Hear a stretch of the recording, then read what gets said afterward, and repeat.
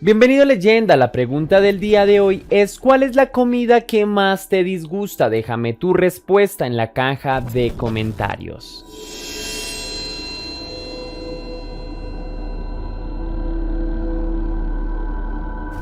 Si bien es cierto que los asesinatos, los asesinos y los hechos perturbadores pueden suceder en cualquier lugar del mundo y bajo cualquier circunstancia, constantemente nos hacemos a la idea de que este tipo de cosas suelen suceder en otros lugares del mundo, que la gente desquiciada, que comete las atrocidades más oscuras que vemos a través de la televisión, están siempre en países europeos o incluso en los Estados Unidos. Tenemos la común creencia que este tipo de sucesos horripilantes, más aún tratándose de asesinos seriales o del tan poco común y atroz crimen del canibalismo, suceden muy lejos. Sin embargo, uno de los más siniestros y reconocidos sujetos dedicados a practicar el despreciable acto de la ingesta de otros seres humanos es precisamente oriundo de Venezuela. Es difícil encontrarse con un perfil tan poco común como el de este individuo, que pese a ser consciente de su práctica, nunca se arrepintió y hasta en cierto punto decía disfrutarla. El día de hoy hablaremos del caso de Dorángel Vargas, el Comegente. Pero sin más dilaciones, recuerda que te habla tu amigo Tesla y te conectas a Test Misterios.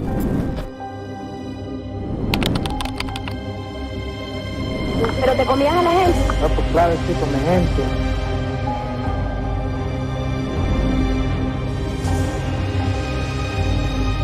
¿Nunca saliste de eso? No, al contrario, me alegro.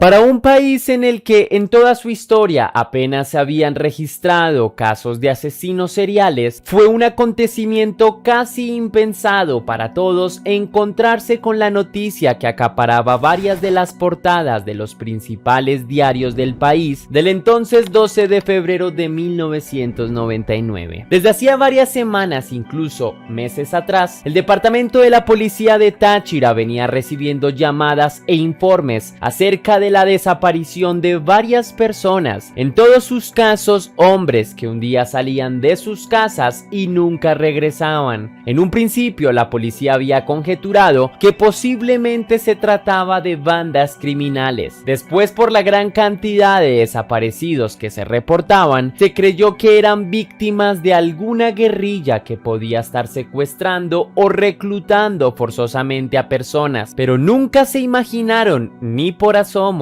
quién era el verdadero responsable de este misterioso fenómeno. Los agentes de la policía estaban atentos, trataron de seguir las pistas a estas desapariciones, pero aún no habían avanzado nada en la investigación. El 12 de febrero de 1999, la central del departamento de Táchira recibió una llamada por parte de miembros de la defensa civil que mencionaban haber encontrado restos de jóvenes cortados en múltiples pedazos en una zona prácticamente desolada y poco transitada. Inmediatamente las autoridades competentes dieron inicio a la búsqueda de evidencias que los acercaran a los responsables de los macabros crímenes. Acordonaron la zona y a medida que se adentraban, encontraban más restos. En una parte encontraban una mano, un poco más allá un pie y después, a unos 100 metros, encontraban cualquier otra parte del cuerpo de uno de los jóvenes. A medida que la búsqueda avanzaba, la policía encontraba más y más extremidades. Tantas partes no correspondían a las de los dos hombres. La policía barajaba la posibilidad de que fueran alrededor de 6 personas las que habían sido cruelmente e inhumanamente cortadas en pedazos. Sin embargo, uno de los elementos que empezó a llamar la atención de las autoridades es que para cuando se encontraban los torsos de las personas no no se encontraban nunca sus vísceras. Este llamativo suceso alertó todavía más a la policía e inmediatamente los hizo descartar la posibilidad de que se tratara de bandas criminales o de sectas satánicas. No había pasado demasiado tiempo desde que las autoridades habían realizado el descubrimiento cuando un nombre empezó a sonar con fuerza como principal sospechoso del caso. Se trataba de Dorángel Vargas, un habitante de calle que vivía debajo de un puente y cerca de la zona en donde se habían arrojado los cuerpos de las víctimas. Dorángel había salido hacía más o menos 3 años de la cárcel. La razón es que había asesinado a un hombre y posteriormente se lo había comido. Pasó 2 años en rehabilitación y salió libre.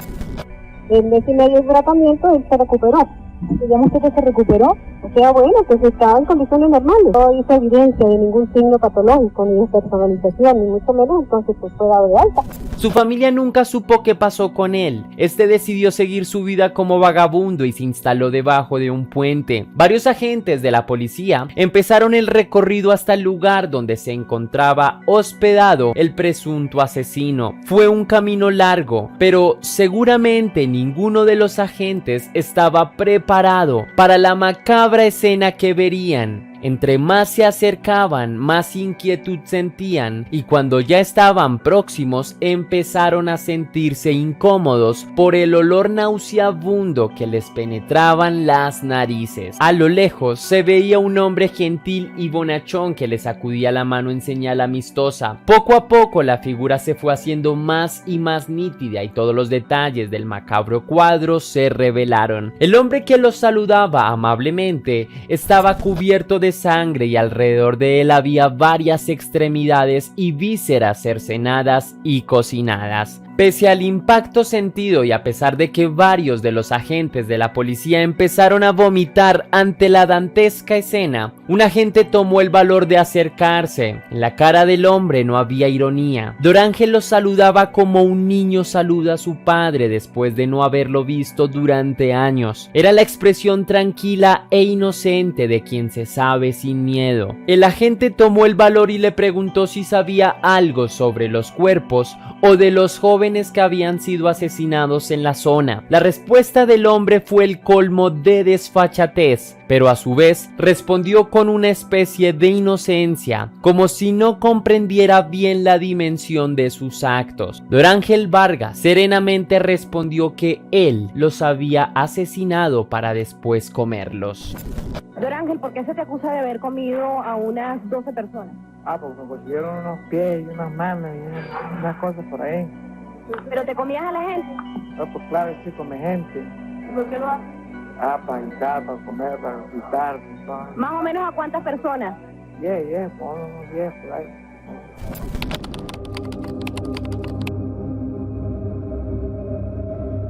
Dorángel Vargas nació en Venezuela el 14 de mayo de 1957. De su vida se sabe muy poco. Su familia era bastante humilde y se dedicaba a la agricultura. Sus padres eran campesinos que se ganaban la vida como podían con sus propias manos, trabajando la tierra. Debido a que sus recursos eran demasiado escasos, el pequeño Dorángel nunca pudo terminar el colegio. Sus padres lo sacaron cuando apenas cursaba 6º grado. Su infancia es una especie de penumbra, pues no hay datos exactos, no se sabe a ciencia cierta si, como muchos otros de los asesinos más atroces de la historia, sufrió de violencia o si fue víctima de acoso sexual. Es difícil pensar que una conducta social desviada haya surgido de una manera espontánea y que no se encuentra arraigada con problemas de este género. No obstante, se sabe de Dorángel que desde relativamente joven y por el tiempo libre que le quedaba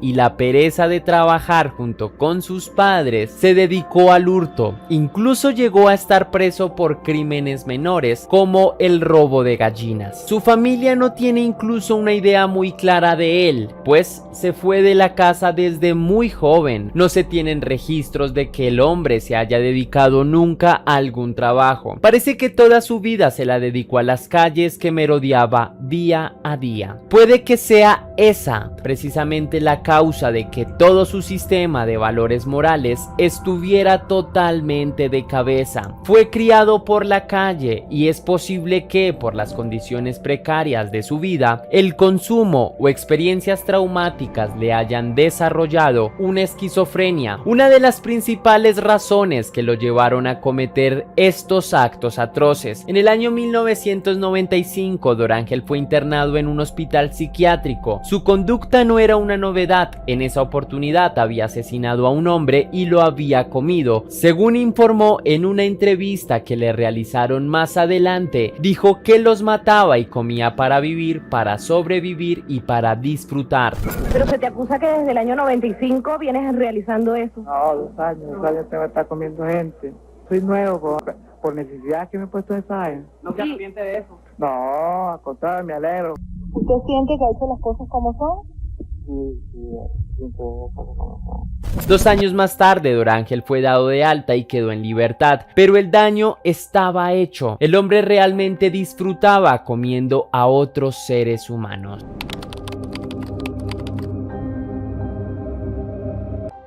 Después de ser dado de alta del Hospital de Rehabilitación Psiquiátrica, Dorángel decidió no volver con su familia. Al contrario, inicialmente prefirió una especie de vida de nómada, lejos de las reglas estrictas de la ciudad, así que en sus largos peregrinajes por las calles de Venezuela, finalmente llegó a San Cristóbal, Táchira, y encontró un sitio debajo de un puente que comenzó a acondicionar de acuerdo a sus necesidades, y ahí se instaló. Dorángel salía a caminar durante las tardes y las noches, únicamente acompañado de un tubo de metal, pues sabía que la ciudad era peligrosa. Andaba tranquilamente, en un principio sin objetivo alguno, y en años posteriores salía de casa. Dorángel podía pasar horas en búsqueda de la presa perfecta, y cuando la encontraba, accionaba su arma, daba golpes con su tubo a los hombres que encontraba hasta dejarlos totalmente inconscientes. Después de esto, Vargas los llevaba arrastrando hasta su pequeño y perdido lugar en el mundo. Ahí, con la ayuda de un cuchillo, procedía cual si fuera un experimentado cirujano. Sentía predilección por hombres de entre 30 a 40 años y nunca asesinó a niños ni mujeres. Para él, el asesinato no era precisamente un acto abominable. En las entrevistas que le realizan, se puede observar claramente que nunca dimensionó la magnitud de sus acciones. Veía en la muerte una especie de redención, e incluso decía que hablaba con sus víctimas, a quienes les decía que deberían estar agradecidos porque les estaba ocurriendo algo bueno, que les estaba haciendo un bien. Desafortunadamente no hablaba solo con sus víctimas en vida, sino después de muertos. Las voces de estos le retumbaban en su cerebro a todas las horas. Las voces lo impulsaban a comer más todavía. Era un infierno habitado únicamente en su cabeza, en la que las voces no cesaban nunca. Después de asesinar a sus víctimas, Dorángel procedía a desmembrarlos, cortaba manos y pies, posteriormente cortaba la cabeza y en ocasiones cortaba los miembros íntimos, con los que en ocasiones hacía caldito.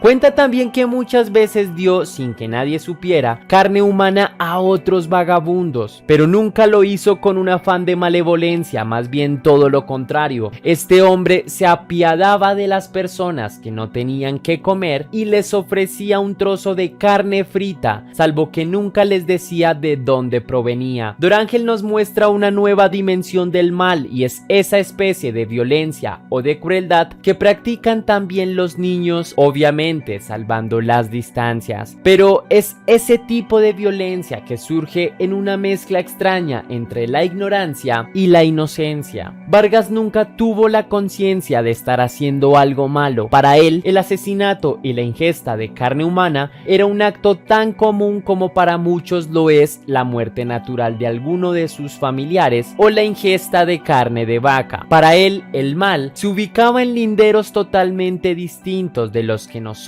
comúnmente consideramos como tales. A día de hoy, Dorángel Vargas, como la prensa más amarillista lo conoce, el Comegente, sigue sin recibir ningún tipo de condena, pero sigue encerrado en la cárcel de Táchira bajo supervisión médica, pues después de su captura se le realizaron las pruebas pertinentes y se le diagnosticó esquizofrenia, razón por la cual es inmune a la justicia. Vargas nunca ha ocultado los actos que cometió. Según sus propias palabras, fueron alrededor de 10 las personas que asesinó y comió. A pesar de que hace mucho no come carne humana, no se arrepiente de haberlo hecho e incluso asegura que ese tipo de experiencias no se olvidan, que su sabor es incomparable. Esto ha sido todo por el video de hoy, leyenda. ¿Qué piensas tú de este caso? ¿Piensas que las autoridades fueron indulgentes con este hombre o que por el contrario actuaron bien, ya que nunca supo bien lo que hacía? ¿Crees tú que una acción es sancionable solo cuando se hace de manera premeditada y consciente? ¿O todo acto criminal debe ser juzgado como tal? Cuéntame en la caja de comentarios tus impresiones y sin más que añadir por hoy, que las dudas te acompañen.